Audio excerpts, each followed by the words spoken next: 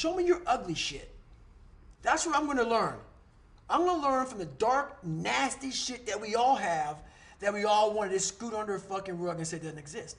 We all have it. This is just my story. We all have it. So the only way to fucking overcome it is to face it. Deal with it, overcome it. Now you said this, I created Goggins, the guy who can take everything. I'm comfortable being very unfucking comfortable. Mm-hmm. Tell us about that.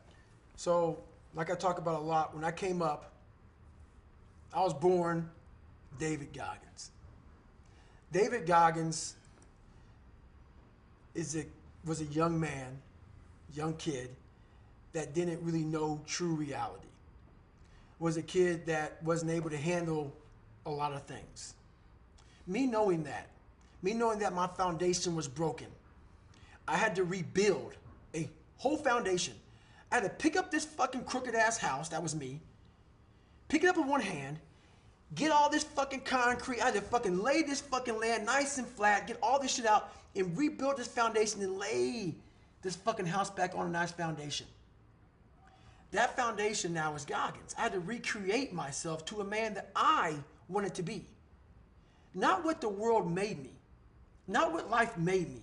Life made me a scared, timid, insecure, afraid kid. And when you're a man and you look at that mirror every fucking day of your life and you do not like the reflection in it, if you choose to live in that, that is your fault. We have the ability to recreate ourselves. And I decided to recreate myself in the form of Goggins. And that is a person that I said, I'm not going to be this guy that's insecure and afraid, all this sort of stuff. I want to be this guy. I want to be my own hero. I want to be a guy that I look up to. I want to see me and be proud of me. I want to look in that reflection and be proud of me.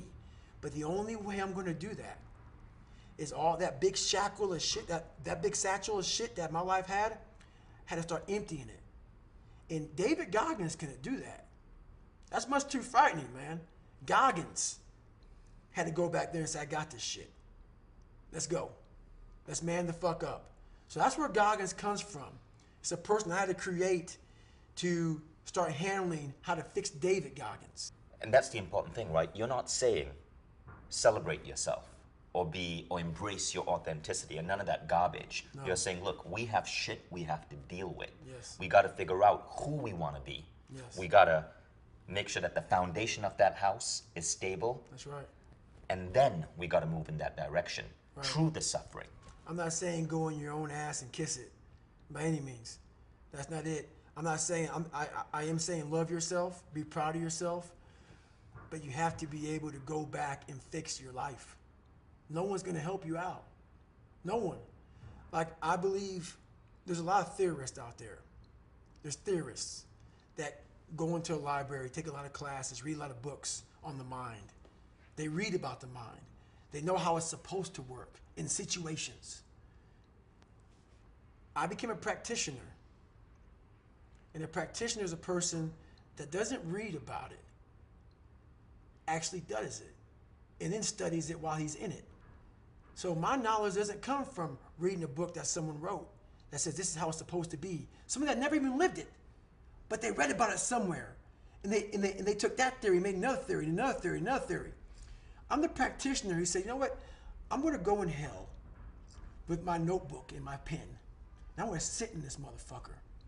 And I'm going to see what my mind does here, how my mind processes. But instead of leaving hell, because you can't get any data that way. There's no data when you leave. The real fucking answers come when you stay. So I have to stay here to get the answers to what's going on up here. So everything I talk about is not something that I read, it's something that I lived. And I got the chance to go back through my mind and see how my mind operated in hell. And that's how I got these answers.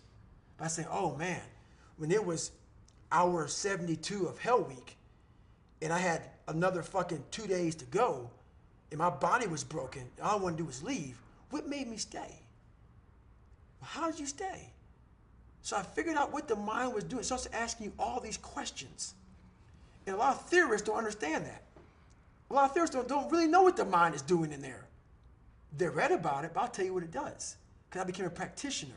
I know what the mind does in